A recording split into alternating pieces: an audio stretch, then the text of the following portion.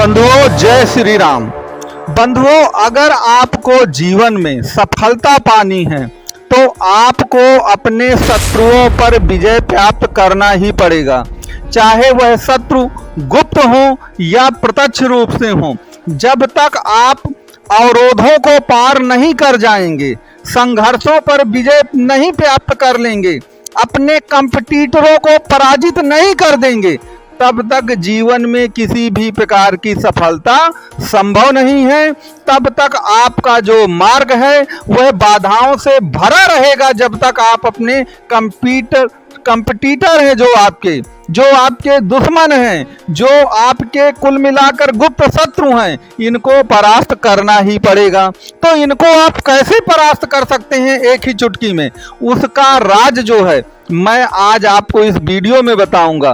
तो चाहे आप मकर राशि के हों, चाहे मकर लग्न के हों, आप इस वीडियो को पूरा देखिए। आप जान जाएंगे कि वास्तव में आपको अपने शत्रुओं को परास्त करने के लिए क्या करना पड़ेगा। तो बंधुओं, कुंडली का एक भाव, छठवां भाव जो होता है, उसको हम इग्नोर करते हैं और उसको हम सफलता में नहीं गिनते हैं, उसको हम अपनी विफलता में, क्योंकि हम उसे रोग, ऋण का, शत्रुओं का भाव कहते हैं। लेकिन याद रखिएगा, कुंडली का जो छठवां भाव है वह आपकी सरकारी नौकरी का भी भाव है, वही भाव कंपटीशन का है, वही भाव आपके लड़ाई झगड़े का है, वही भाव लड़ाई झगड़े में फंस जाने का भी है, वही भाव आपके जमीनी विवादों का है, वही भाव कोर्ट कचहरी मुकदमा थाना सबका वही भाव है। तो अगर हमने उस भाव को जीत लिया तो हमने जीवन की जंग जीत ली। हमारे पास इतने कितने फोन आते हैं हजारों की संख्या में कि महाराज मेरा ये मुकदमा चल रहा है, कोई कहता है कि मेरा डाइवोर्स का मामला चलता है, किसी का जमीन जायदाद का चलता है, किसी के खिलाफ इनकम टैक्स की नोटिस आ गई है। तो कई प्रकार के विवाद लोगों के चल रहे हैं और उस विवाद की जड़ में क्या है? कुंडली का जो आपका छठवां भाव है। तो देखिए, हर किसी की कुंडली में हो सकता है कि आपकी राशि मकर हो, लेकिन हो सकता है कि लग्न कुछ और हो। तो जो छठवें नंबर पर कोई ना कोई एक राशि लिखी होगी, हर किसी की कुंडली में ऐसा होगा। किसी में 5 नंबर लिखा हो, किसी के वहाँ पे 6 नंबर लिखा हो, किसी के 3 नंबर लिखा होगा, सबका अलग अलग नंबर लिखा होगा छठवें भाव पर।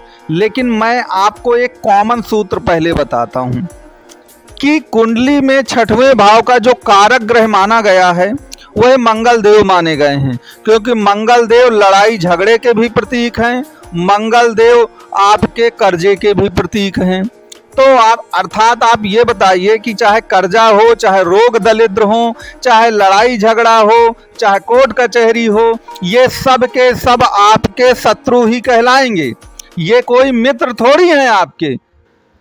तो मंगल इन सब का कारक है। तो अगर आपने मंगल को मजबूत कर लिया तो आपका 50% से ज्यादा काम हो गया। मैं आपको एक सूत्र बताता हूं मंगल का। देखिए, मंगल सेनापति है, तो मंगल बहुत ही ज्यादा हृष्ट पुष्ट शरीर वाले लंबे चौड़े व्यक्ति हैं। तो मंगल को कुंडली में निरोगिता और हेल्थ का कारक बताया गया है, अर्थात मंगल निरोगी भी है, उसे कोई रोग दरिद्र नहीं है, और मंगल बहुत ही ज्यादा हृष्ट पुष्ट हेल्दी व्यक्ति है। आप पूरा उसे नए जमाने का बॉडी बिल्डर कह सकते हैं, खली कह सकते हैं, इस तरह का व्यक्ति है। तो यदि आपने अपने हेल्थ को बहुत अच्छा बना लिया ना, तो याद रखिए कि 50% काम तो आपने पूरा ही कर लिया। 50% आपने काम पूरा कर लिया। आपने देखा होगा जमाने में क्या होता है, वो व्यक्ति जो बहुत लंबा चौड़ा हट्टा कट्टा होता है, वह अगर किसी का ऋण उधार भी ले लेता है ना, या किसी से भिड़ भी जाता है, तो लोग उससे जल्दी बोलते नहीं। क्यों? क्योंकि मंगल उसका मजबूत है। तो आप सबसे पहले मंगल को मजबूत करिए। नंबर 2, मंगल को लाल ग्रह कहा गया है। तो मंगल शरीर में खून का परिचायक है। खून की मात्रा को अगर आपने अपने शरीर में जम के बढ़ा लिया तो याद रखिएगा मंगल मजबूत हो जाएगा। आपकी ये समस्या 50% क्या 60-70% चली जाएगी। क्योंकि आपने देखा होगा कि जब आप बहुत जल्दी घबरा जाते हैं, परेशान हो जाते हैं, दिमाग काम नहीं करता, तो क्या होता है, जिन लोगों के शरीर में खून की कमी होती है या खून का प्रवाह जो है वो मस्तिष्क या दिल में या शरीर के अंगों में नहीं जाता ठीक ढंग से, वही लोग घबरा जाते हैं। तो मंगल की अगर आपने पूर्ति कर ली तो आप मान लीजिए कि आपके जो शत्रु हैं उनका खेल जरूर खत्म हो जाएगा। इस बात का आपको ध्यान देना है।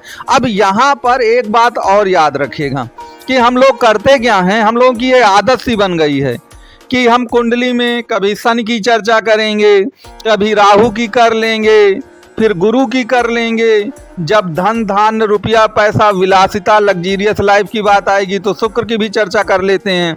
व्यापार की आती है तो हम उसकी चर्चा करने लगते हैं, आपके बुद्ध महाराज की। लेकिन मंगल को हम इग्नोर करते हैं। हम ये मानते हैं कि मकर राशि या मकर लग्न की कुंडली में वैसे भी मंगल अयोगकारी ग्रह है, तो हम और भी ज्यादा उस पर विचार नहीं करते हैं। लेकिन मैं फिर कहता हूं कि अगर जीवन में आपको असली सफलता प्राप्त करना है तो मंगल को मजबूत करिए। ये सूत्र याद रखिए, मंगल को मजबूत करिए, निश्चित तौर पर आपका जीवन जो है वो धन्य हो जाएगा। अब यहाँ पर आप, ये तो एक पहलू हो गया। दूसरा पहलू ये भी है कि अगर आप मकर राशि या मकर लग्न के हैं तो देखिए शत्रु हंता योग कौन बनाएंगे, वो शनि और राहु बनाएंगे।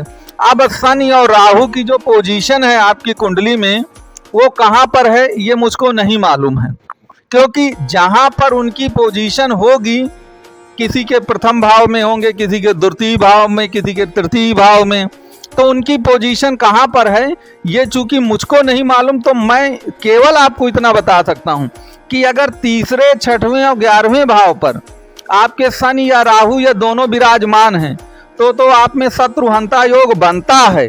लेकिन मान लीजिए आपकी इन भावों पे नहीं है तो इसका तात्पर्य ये नहीं है कि वो नहीं बन रहा। समझिएगा मेरी बात। मान लीजिए शनि का जो नक्षत्र है पुष्य नक्षत्र है मान लीजिए, और जो ग्रह बैठा है छठवें भाव पर वो शनि के ही नक्षत्रों में गया है, तो वह भी शत्रुहंता योग बनाएगा। ये बात ध्यान दीजिएगा। कई कॉम्बिनेशन होते हैं शत्रुहंता योग के, जरूरी नहीं है कि शनि और राहु जब बैठेंगे या शनि तभी कुछ होगा, तो वो तो कुंडली देखकर ही आपको पता चलेगा। तो यदि आप कुंडली का विश्लेषण कराना चाहें तो नंबर जो है वो प्रोवाइड कराया गया है आपको। तो मित्रों, जीवन में मैंने आपको इस वीडियो बनाने का मेरा यही उद्देश्य था कि आप ये जानें कि मंगल कितना इम्पोर्टेंट ग्रह है, और वो भी मकर राशि या मकर लग्न की कुंडली के लिए। आप विवादों पर कब विजय पाएंगे, सभी तरह के कष्ट, आपके अवरोध, दुश्मन कब खत्म होंगे, यह कुंडली में मंगल देव और छठवां भाव बताएगा।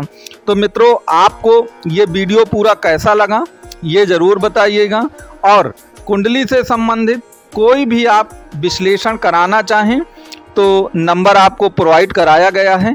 आप दिए गए नंबरों पर संपर्क जो है कर सकते हो।